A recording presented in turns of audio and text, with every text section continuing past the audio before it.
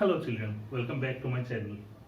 As discussed in the previous video, today we will be discussing motion in two dimensions with the help of vectors. That is, we will be deriving the equations of kinematics. That is, those equations that we had found in motion in a plane motion in a straight line, along a straight line, v equal to u plus at, v square minus u square equal to 2 as, and s is equal to ut plus half at square. All these three equations, what will be their form in vector notation, or in other words, when we are talking about two-dimensional plane, what will be the form of those equations? To start with, let's say a particle or a body is moving with a constant acceleration a. Now, in the previous video, you have already seen that acceleration is a vector, and how to express the acceleration vector in terms of its component has been discussed in the previous video.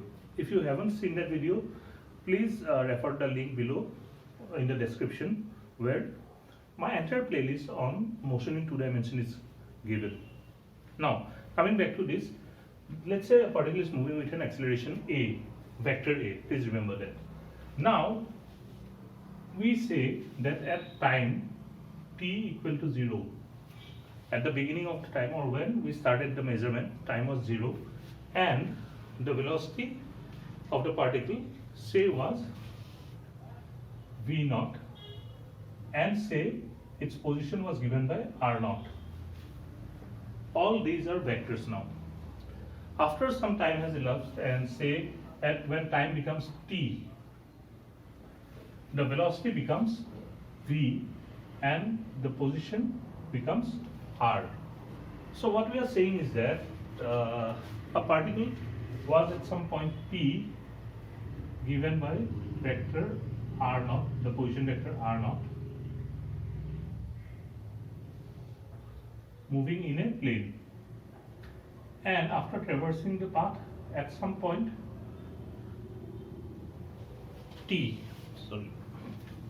at some point it reaches point q after time t has elapsed from this, and its new position is given by the vector r. Velocity at point p was v0, and it has become v when it has reached at the point q due to the constant acceleration. So what will be the acceleration?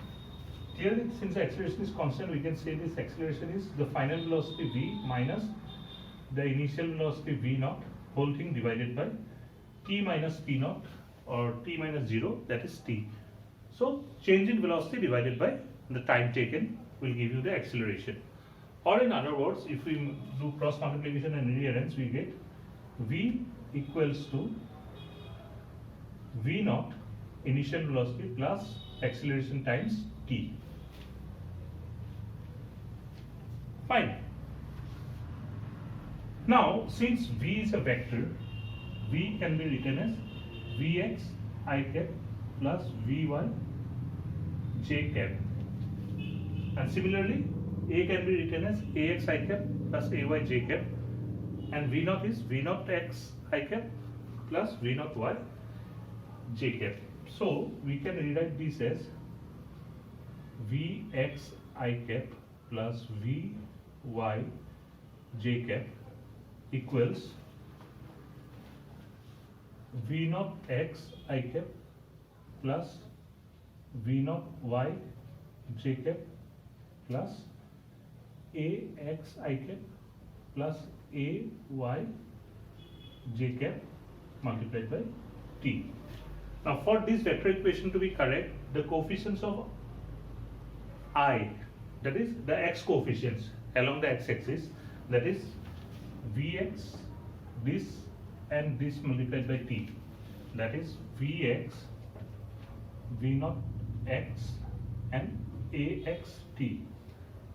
This is the right hand side. These two must be equal, and similarly vy must be equal to v0 y plus ay into t. Why it is so? Because if we rearrange this, this equation, what will we get is that this thing Vx minus this whole thing multiplied by I cap, taking the x terms to the left hand side. So the y terms will be in the right hand side, and we have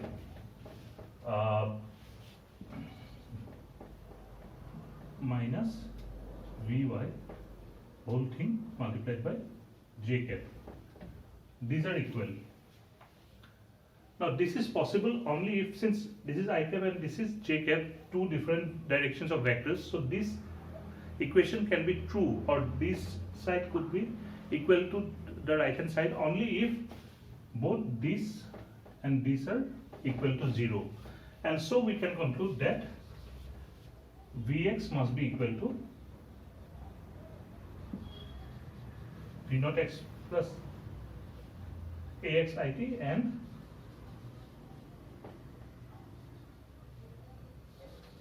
Vy must be equal to this. Fine. So this is our equation number 1. We will write this down here. V equals V naught. V naught plus A into T. Sorry, not T here. T will be, A will be vector, not T. Clear till now? Okay. Now, what we have seen is that over this period of time, the particle has moved from P to Q. So the displacement will be given by the vector from R0 or P to Q, and this is the displacement vector, whose magnitude is equal, or which is equal to delta R, as we saw it in the previous video, equals to R minus R0. Fine. So, what is the displacement? For constant acceleration, we already know that displacement is given by the average velocity multiplied by the time taken. That is to say, the displacement R minus R0 must be equal to average velocity, that is V plus V0 divided by 2, average of initial sum of the initial and final velocity divided by 2, that is the average velocity, multiplied by the time taken. Okay, S is equal to Vt, basically average of. Now using this equation number 1 here, we can substitute V with V0 plus AT. So we can say second term V0 is here, plus instead of V we will write V0 plus AT, whole thing divided by 2 into T. Fine. That is vector R, the position vector at Q. The final position of the vector of the particle can be given by R0 plus V0, that is 2 V0 into T plus A T square by 2, or we can rewrite this as R0 plus V0 T plus half A T square. That is vector R, the position vector of the particle after it has moved, traveled for a time t, will be given by this, where R0 is the initial position, V0 is the initial velocity, and A is the constant acceleration. Fine. This will be our equation number 2. Equation number 2 will be R equals to R0 plus V0 T plus half A T square. This is equation number 2. Also, please remember this particular equation A, which is going to be very useful shortly. How? Well, before going there, since these are all vectors, we can always write it in terms of components, following the similar analysis in the previous, and we can simply say that the x components of this must be equal, that is to say x must be equal to x naught plus v naught x into t plus half ax t squared, and y position or y displacement or final position in terms of y coordinate will be given by xy. Y naught plus v naught y into t plus half a y t squared. So what we have seen in the case of this equation in terms of velocity or in terms of position, what we are seeing is that since we can divide, and we have seen that the x component and the y component have to identically be equal in both the left hand side and the right hand side of the equation. In other words, what it means is that the x component or how the x component varies is independent of how the y component varies, which is going to be very, very useful in discussing motion in 2 dimensions. Why? Because these x components we will be able to treat separately, and the y components also will be able to treat separately while dealing with problems of motion in 2 dimensions. Now, coming back to equation number 1, up there, v equal to v naught this by 2, right? So the cross multiplication from this equation will give us v plus v naught must be equal to 2 r minus r naught divided by t. Also, from equation number 1, we can rewrite this. Equation 1, we can write v minus v naught equals to a into t. If we take dot product of these 2 equations, we will be getting v plus v naught dot v minus v naught must be equal to 2 r minus r naught by t dot a into t,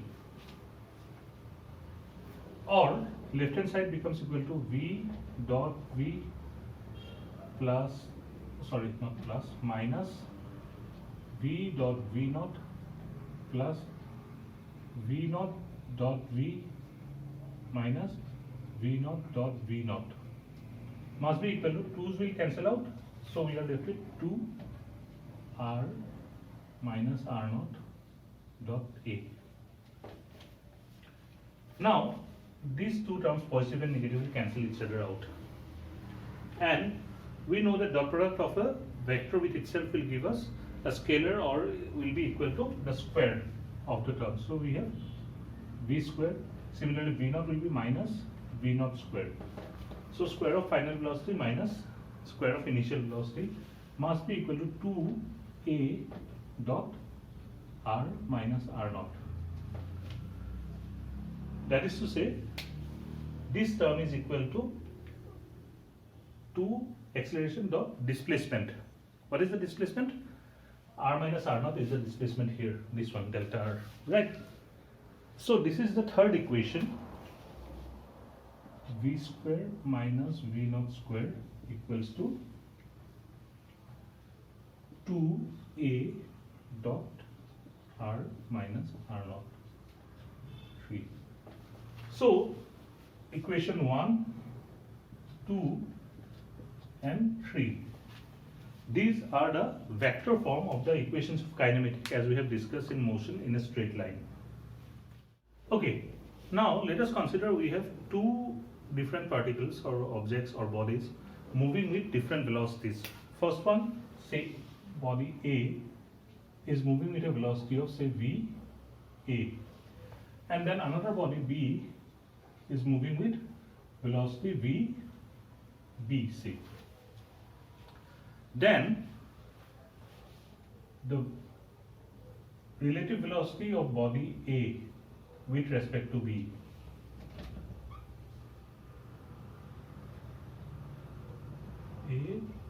with respect to B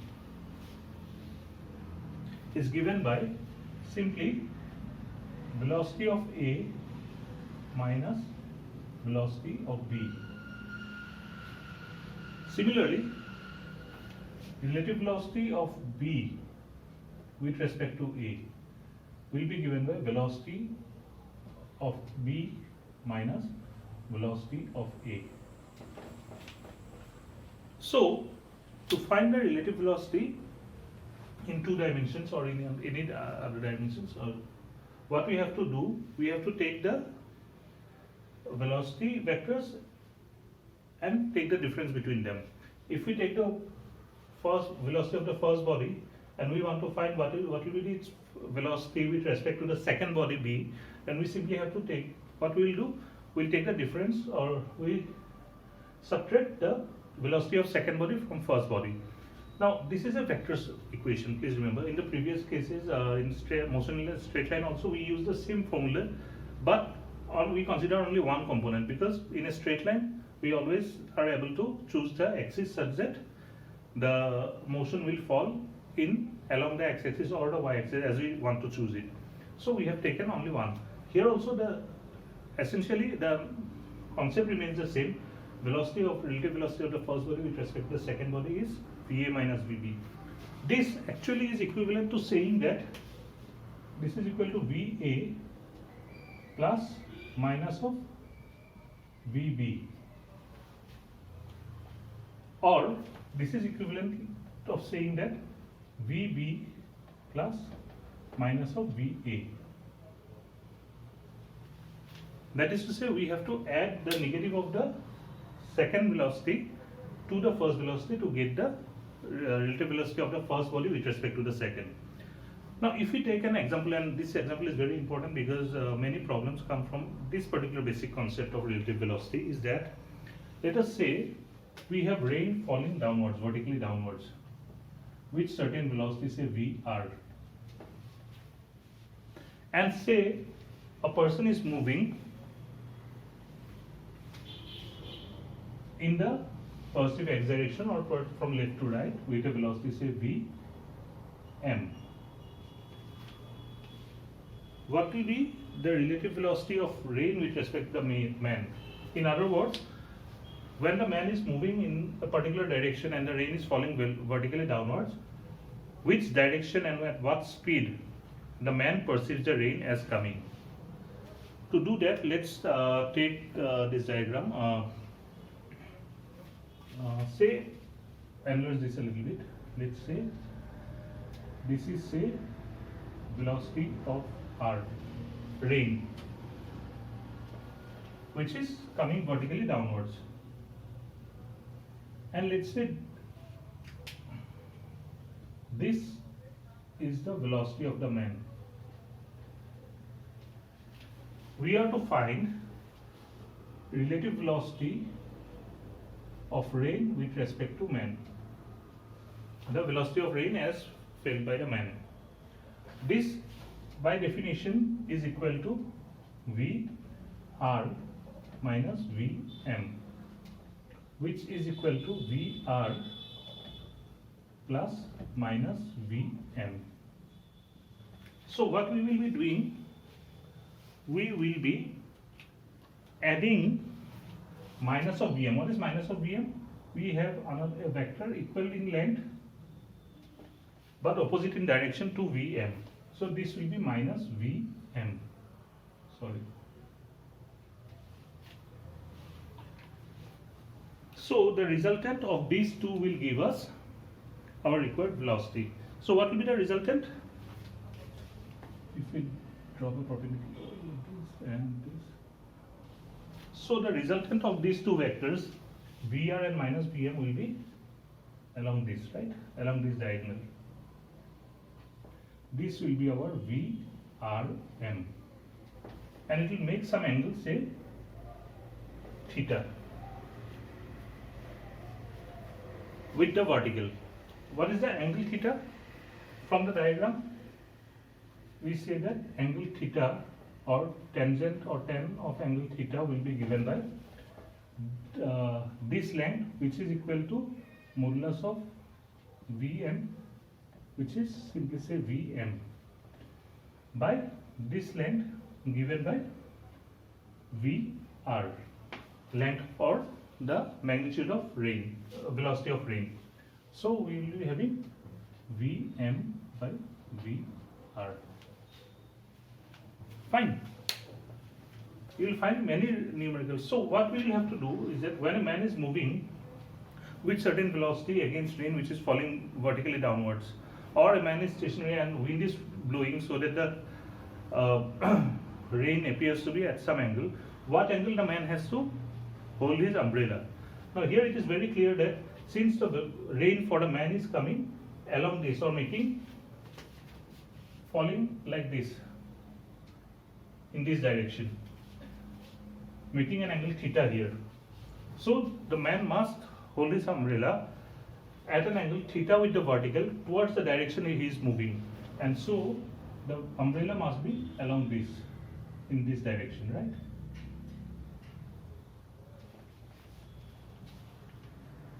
Okay, fine. So the next topic that we will be discussing will be projectile motion. What is a projectile? Projectile is one of the most commonly used or commonly discussed example of motion in two dimension, wherein a particle or a body is given an initial velocity along certain direction, and after that no further propulsion is happening. That is, it is thrown with certain velocity, it's released with a certain velocity, and then it is allowed to move freely under the influence of force of gravity, which is acting vertically downwards always. So if we throw a particle into the air at some angle with the horizontal, then what will be its path, how long it will be in air, how far it will move, what will be the height it will reach. All these things are going to be discussed in projectile motion. That will be our topic for the next video.